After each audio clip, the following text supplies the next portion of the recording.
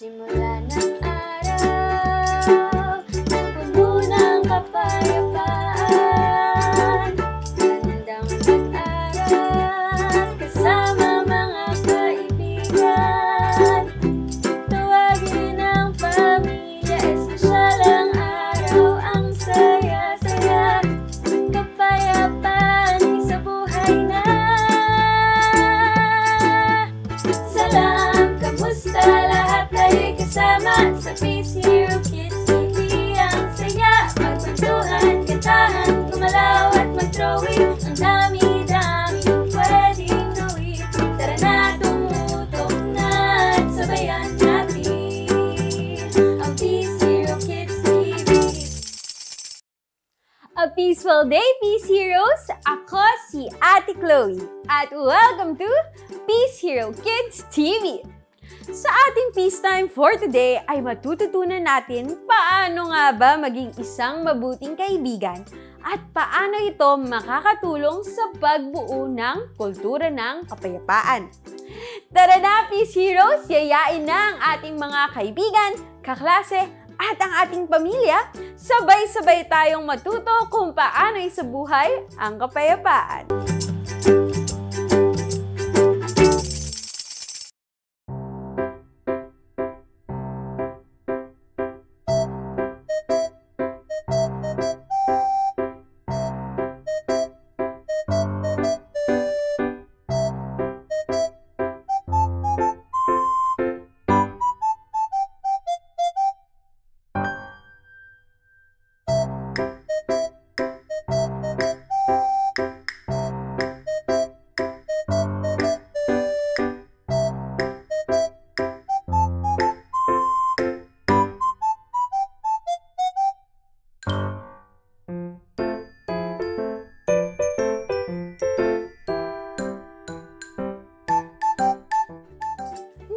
Nakaraang Peace Time, pinag-aralan natin ang iba't ibang love languages. Ano nga ulit yun?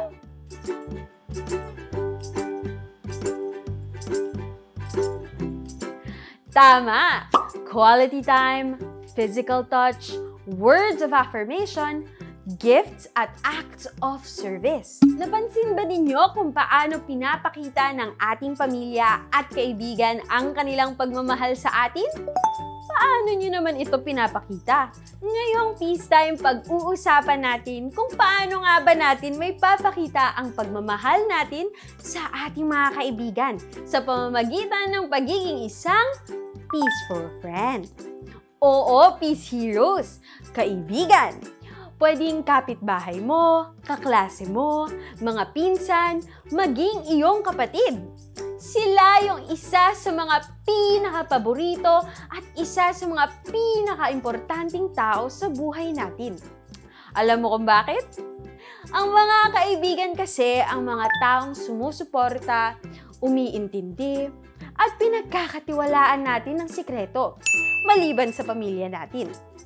Sila rin yung mga kapareha natin ng hilig at kukwentuhan natin. Kalaro, kasabay mag-aral, at marami pang iba. Ngunit, ano nga ba ang katangian ng isang peaceful friend? Paano ba tayo magiging peaceful friend? Isa-isahin nating Peace Heroes at tanungin natin ang ating sarili. Ako ba ay isang peaceful friend? Mga katangian ng isang peaceful friend. Ang isang peaceful friend ay maaasahan. Sa kahit anumang pinagdadaanan, masaya man o malungkot tayo, ang isang peaceful friend ay laging nariyan at handang tumulong o makinig. Tayo ay handa na maging shoulder to lean on at handa na magbigay ng mga salita na nakakapagbigay pag-asa sa ating mga kaibigan sa mga panahon na kailangan nila ito. Ang peaceful friend ay laging nakakaalala ng mga importanteng okasyon sa ating buhay, gaya ng birthdays o graduation at iba pa. Lagi din nakakasuporta ang isang peaceful friend sa mga mabubuting ginagawa ng ating mga kaibigan. Ang isang peaceful friend ay mapagkakatiwalaan. Kahit may mga sinabi sa atin ng ating mga kaibigan, Hindi natin ito sasabihin sa iba dahil mahal natin ang ating mga kaibigan at ayaw natin na mapahamak sila. Ang isang peaceful friend ay kind o gumagawa ng mga bagay na nakakabuti sa sarili, sa pamilya, at sa mga kaibigan. Tayo ay isang mabuting halimbawa ng pagiging isang peace hero. Tayo rin ay palakaibigan at sinisigurado natin na walang ibang bata ang nasasaktan o nabubuli. Ang isang peaceful friend ay gumagamit ng peaceful words. Maingat tayo sa pagbibitiw ng salita, pinag-iisipan muna natin ito at sinisigurado na hindi ito makakasakit sa ating mga kaibigan. Ang isang peaceful friend ay may respeto at magalang lalo na sa pagkakaiba-iba nating lahat.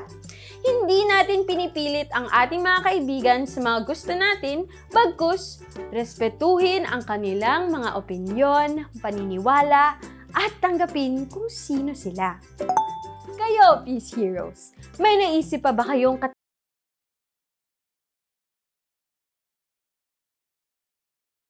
ang sa tingin ninyo ay katangian ng isang peaceful friend? Ano naman ang hindi ginagawa ng isang peaceful friend?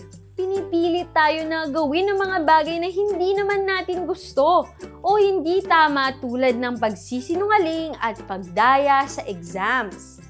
Sinasabi nila na kapag hindi natin ito ginawa, hindi na natin sila kaibigan. Tama ba ang ganito, Peace Heroes? Mali. Dahil ang pagpilit sa isang kaibigan na gumawa ng mali ay hindi gawain ng mabuting kaibigan. Nang iinsulto o pinagtatawanan ang ating itsura, kultura, relihiyon o paniniwala kahit na ito ay biro pa. Di ba nga, ang isang mabuting kaibigan ay marunong rumespeto. Nagsisinungaling at nandadaya. Kahit sa maliliit na bagay, ang pagsisinungaling at pandadaya ay hindi mabuting gawain ng isang mabuting kaibigan. Okay, Peace Heroes? Sinasabi ang sikreto sa iba o hindi mapagkatiwalaan. No, no, no, Peace Heroes! Dapat ang isang kaibigan ay pinapahalagahan ang tiwala na binigay sa kanya. Kaya don't spill those secrets, ha? Hindi ka sinusuportahan sa iyong mga pangarap o mga ginagawang mabuti. Laging nangaaway. Oops! Hindi ganyan ang mabuting kaibigan, okay? Dahil ang mabuting kaibigan ay palakaibigan at laging mindful sa kanyang mga sinasabi at ginagawa, kaya hindi siya nangaaway ng iba. Iilan lamang ito sa mga halimbawa ng hindi magandang gawain ng isang kaibigan. Kayo, Peace Heroes, ano pa ang mga hindi magandang gawain ng isang kaibigan? Pwede nyo bang i-share sa amin? Tandaan natin lagi na ang mga kaibigan ay mga taong mahalaga sa ating buhay. Kung kaya't importante na malaman natin ang mabubuting gawain ng isang kaibigan para ang pagkakaibigan ay maging matatag, puno ng pagmamahal at kapayapaan.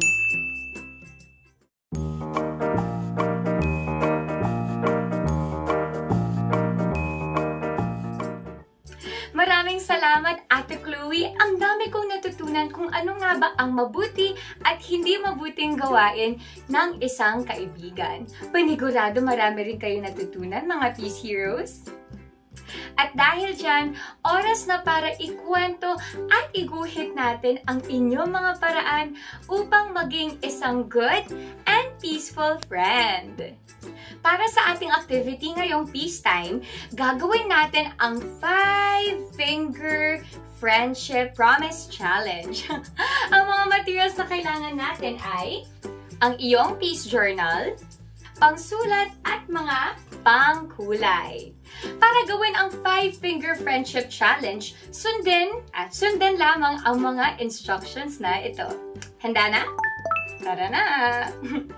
Una, i-trace ang iyong kamay sa Peace Journal. Tulad ng ganito.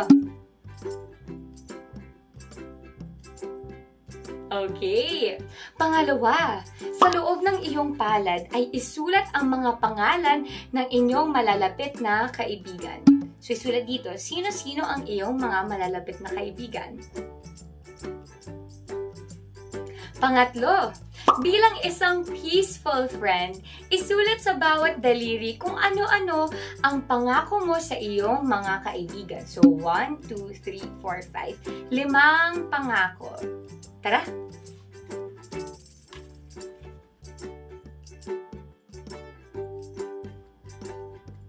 Excited na akong makikita ang iyong mga pangako.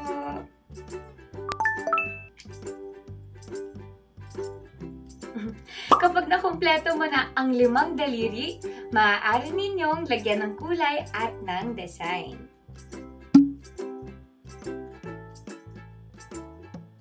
Kung kailangan mo pa ng mas madaming oras, maaari mong i-pause. Ito na! Tada! Tapos na! Ito ang ating mga sagot. Kayo naman, Peace Heroes, kung komportable kayong ipakita at i-share ang inyong mga gawa, maaari niyong picturean at isend sa amin ang inyong mga gawa. Okay? Ang ating 5-finger promise ay nagsisilbing pangako natin sa ating mga kaibigan na kahit anong mangyari, tayo ay magiging isang peaceful friend.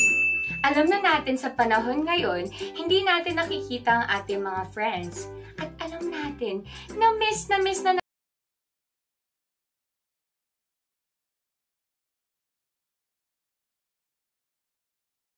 ang pagiging isang good and peaceful friend ngayon. Pero, sa munting activity natin kanina, tayo ay pinapaalalahanan kung paano natin maipapakita ang pagiging isang good and peaceful friend. Para sa oras na pwede tayo muling magkita, magyakapan, at magsama-sama, isang umaapaw na kabutihan at kapayapaan ang pwede nating mabuo na siyang nagpapatatag ng ating pagkakaibiganan. Ngayon naman, Peace Heroes, ipikit natin ang ating mga mata at isipin natin ang itsura ng ating mga kaibigan habang ang ating kamay, 2 kamay, ay nasa mga puso natin. Sabay-sabay tayo. Breathe in and breathe out. Sa pag-imagine natin ng mga mukha ng ating mga kaibigan, ating sasabihin sa kanila ang mga hiling na ito. Repeat after me. May you be happy, good, and peaceful. Sana ligtas ka at malayo ka sa kapahamakan. Sana lagi kang healthy at higit sa lahat, sana lagi mong tatandaan na kaibigan mo ako. Salamat sa pagkakaibigan natin at sana ay magkita tayo muli. Ngayon, open your eyes. And breathe in, and breathe out. Maraming salamat sa pagsama sa ating Peace Time, Peace Heroes! Nag-enjoy ba kayo? Sana ay marami kayong natutunan kung paano nga ba natin may isasabuhay ang kapayapaan sa pang-araw-araw. Maaari nyo ding i-share ang video na ito sa inyong mga kapatid, kaibigan o kaklase upang maging peace hero din sila katulad mo. Abangan nyo kami ulit! Tara, tumutok na at sabayan natin ang Peace Hero Kids TV. Hanggang sa muli, paalam!